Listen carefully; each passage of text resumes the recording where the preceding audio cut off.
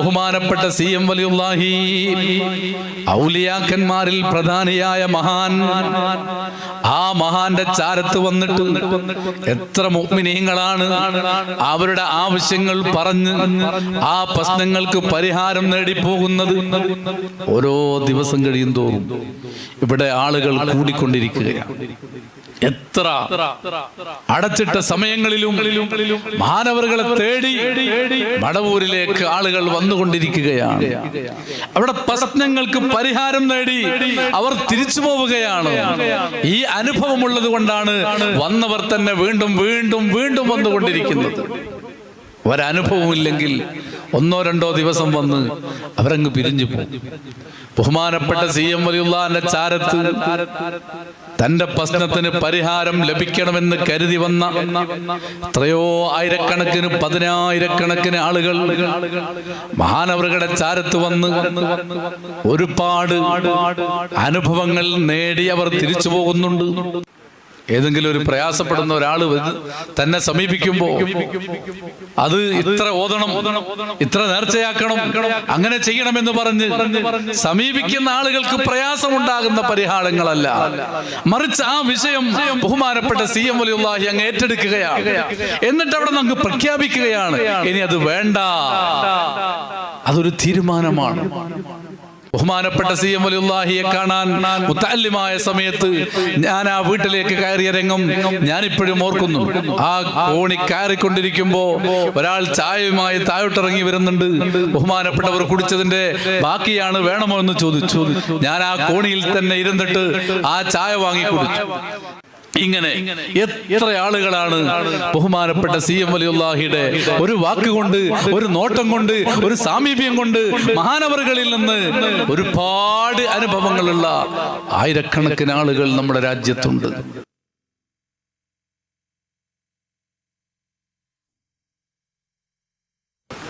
ഏതെങ്കിലും ഒരു പ്രയാസപ്പെടുന്ന ഒരാൾ തന്നെ സമീപിക്കുമ്പോൾ അത് ഇത്ര ഓതണം, ഇത്ര നേർച്ചയാക്കണം, അങ്ങനെ ചെയ്യണമെന്ന് പറഞ്ഞ് സമീപിക്കുന്ന ആളുകൾക്ക് പ്രയാസമുണ്ടാകുന്ന പരിഹാരങ്ങളല്ല, മറിച്ച് ആ വിഷയം ബഹുമാനപ്പെട്ട CM വലിയുള്ളാഹി അങ്ങ് ഏറ്റെടുക്കുകയാണ്. എന്നിട്ട് അവിടെ നമുക്ക് പ്രഖ്യാപിക്കുകയാണ്, ഇനി അത് വേണ്ട. അതൊരു തീരുമാനമാണ്. ഞാൻ മുത്തഅല്ലിമായ സമയത്ത് ബഹുമാനപ്പെട്ട CM വലിയുള്ളാഹിയെ കാണാൻ പോയ രംഗം ഞാൻ ഇപ്പോഴും ഓർക്കുന്നു. കോഴിക്കോട് മൂപ്പന്റെ വീട്ടിൽ ബഹുമാനപ്പെട്ടവരെ കാത്തു നിൽക്കുകയാണ് മുറ്റത്ത്. അങ്ങനെ ദുഹറിന്റെ സമയമായപ്പോ, നിസ്കാരത്തിന്റെ സമയമായപ്പോ അവിടെ വാതിലടച്ചു. അവിടെ കൂടിയിരുന്ന ആളുകളൊക്കെ നിസ്കരിക്കാൻ വേണ്ടി ശൈഖിന്റെ പള്ളിയിലേക്ക് വരും. നിസ്കാരം കഴിഞ്ഞ് വീണ്ടും പോയപ്പോ അവിടെ വാതിൽ തുറന്നിട്ടില്ല. അല്പസമയം അവിടെ കാത്തിരുന്നു.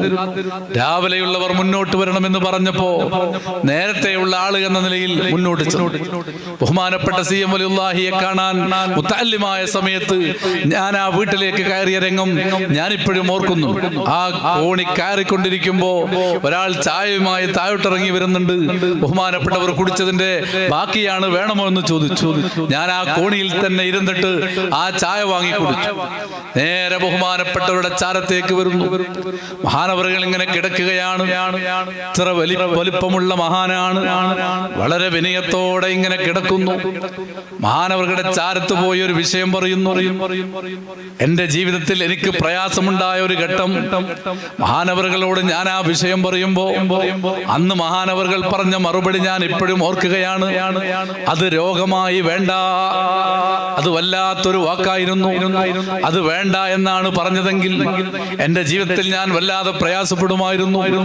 മഹാനായ CM വലിയുള്ളാഹി നമ്മുടെ ഉള്ളിലേക്കാണ് നോക്കുന്നത്. നമ്മുടെ ആവശ്യങ്ങൾ എന്താണെന്നാണ് അവിടുന്ന് മനസ്സിലാക്കുന്നത്. എന്നിട്ട് അവിടുന്ന് പറയുന്നു, അത് വേണ്ട, അത് രോഗമായി വേണ്ട എന്ന് പറയുന്നു. പിന്നീട് ആ ഒരു പ്രയാസം എനിക്കുണ്ടായിട്ട് ഇങ്ങനെ എത്ര ആളുകളാണ് ബഹുമാനപ്പെട്ട CM വലിയുള്ളാഹിയുടെ ഒരു വാക്കുകൊണ്ട്, ഒരു നോട്ടം കൊണ്ട്, ഒരു സാമീപ്യം കൊണ്ട് മഹാനവറുകളിൽ നിന്ന് ഒരുപാട് അനുഭവങ്ങളുള്ള ആയിരക്കണക്കിന് ആളുകൾ നമ്മുടെ രാജ്യത്തുണ്ട്. പ്രിയപ്പെട്ട സ്നേഹിതന്മാരെ, ഈ വാള് കേൾക്കുന്ന ആളുകളിൽ ഒരുപക്ഷെ അധികവും ബഹുമാനപ്പെട്ട CM വലിയുള്ളാഹിയെ കാണാത്തവരായിരിക്കും. ബഹുമാനപ്പെട്ടവരുടെ കാലത്ത് ജീവിച്ചിരുന്നെങ്കിൽ മഹാനവറുകളെ സമീപിക്കാമായിരുന്നു, എന്റെ പ്രശ്നങ്ങൾക്ക് പരിഹാരം കാണാമായിരുന്നു എന്ന് ചിന്തിക്കുന്ന ഒരുപാട് ആളുകൾ ഒരുപക്ഷേ വാല് കേൾക്കുമ്പോൾ ഉണ്ടാകും. ഒരിക്കലും നിരാശപ്പെടേണ്ടതില്ല. ബഹുമാനപ്പെട്ട CM വലിയുള്ള വഫാത്തായിട്ടുണ്ടെങ്കിലും ഔലിയാക്കന്മാരുടെ കറാമത്ത് അത് ഒരിക്കലും മുറിഞ്ഞു പോവുകയില്ല. ആത്മീയ ലോകം സാധാരണക്കാരായ നമുക്ക് പരിചയമില്ലാത്ത ലോകമാണ്. അല്ലാഹുവിന്റെ ഔലിയാക്കന്മാർക്ക് തസറുഫ്, അവരുടെ പ്രവർത്തനങ്ങൾ വഫാത്തിന് ശേഷവും തുടരുകയാണ്. അമലുകൾ തീർന്നു പോയാലും അതേ സമയത്ത് അമലിന്റെ ഫലങ്ങളാകുന്ന കറാമത്തുകൾ അത് തീരുന്നില്ല. ബഹുമാനപ്പെട്ട ഹബീബുൻ നജ്ജാർ റളിയല്ലാഹു അൻഹു പറഞ്ഞത് സൂറത്തു യാസീനിൽ അല്ലാഹു തആല ഉദ്ധരിക്കുന്നുണ്ട്, വജഅലനി മിനൽ മുക്രമീൻ. അല്ലാഹു തആല എന്നെ കറാമത്തുള്ളവരാക്കി. കറാമത്തുള്ളവരിൽ അല്ലാഹു തആല എന്നെ പെടുത്തി എന്നത് വളരെ സന്തോഷത്തോടുകൂടി ബഹുമാനപ്പെട്ട ഹബീബുൻ നജ്ജാർ റളിയല്ലാഹു അൻഹു പറയുകയാണ്. അത് പരിശുദ്ധ ഖുർആൻ നമ്മെ ഓർമ്മപ്പെടുത്തുകയാണ്. വഫാത്തിന് ശേഷം എത്രയെത്ര കറാമത്തുകളാണ് മഹാരഥന്മാരിൽ നിന്ന് ബോധ്യപ്പെട്ടത്.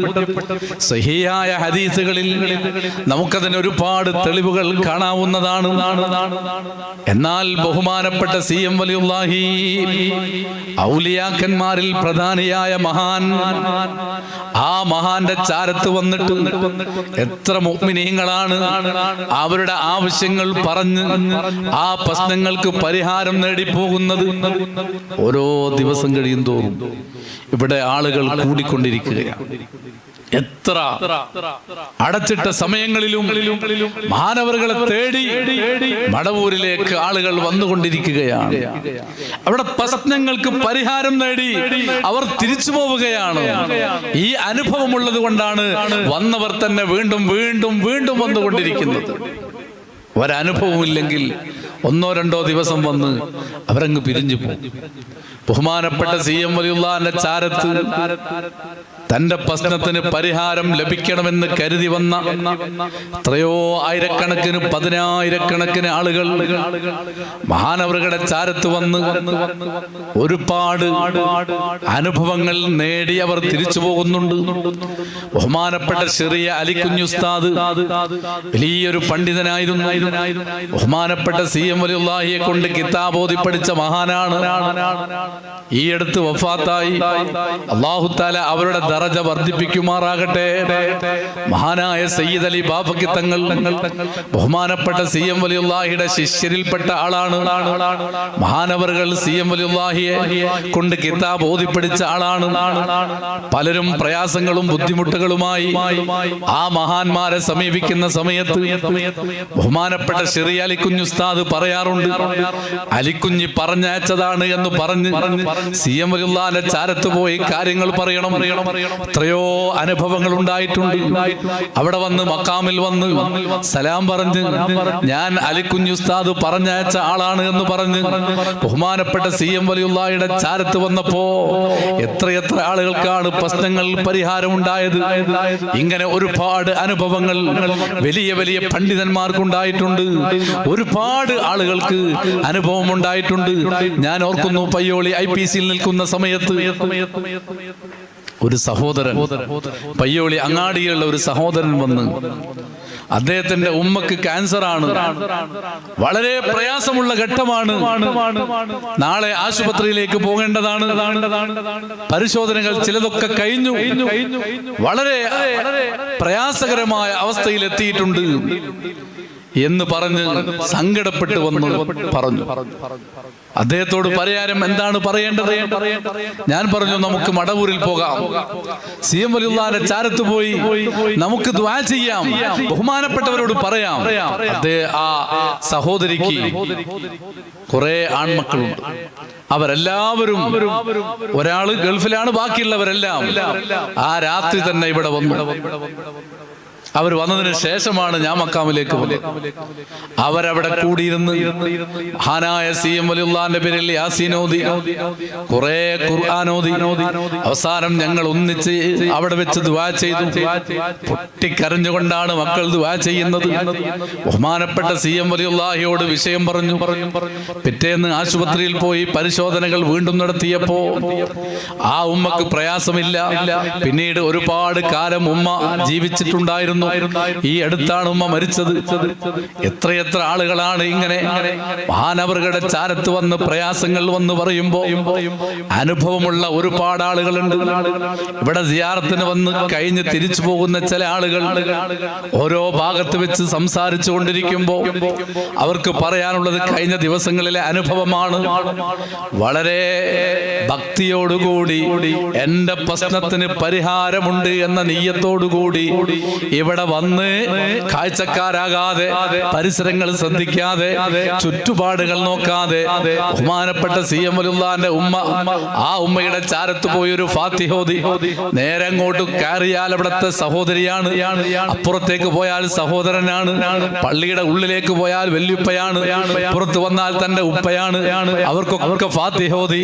അവിടെ ചാരത്തൊക്കെ സിയാറത്ത് ചെയ്ത് ബഹുമാനപ്പെട്ട CM വലിയുള്ളാന്റെ ചാരത്തേക്ക് അങ്ങ് ചെന്ന് ഫാത്തിഹോദി, യാസീനോദി, ബഹുമാനപ്പെട്ടവർക്ക് ഹദിയ ചെയ്ത് മഹാനവറുകളോട് താൻ വന്ന കാര്യം അങ്ങ് പറഞ്ഞാൽ ഔലിയാക്കന്മാരെ സംബന്ധിച്ചിടത്തോളം പറയേണ്ടതില്ല.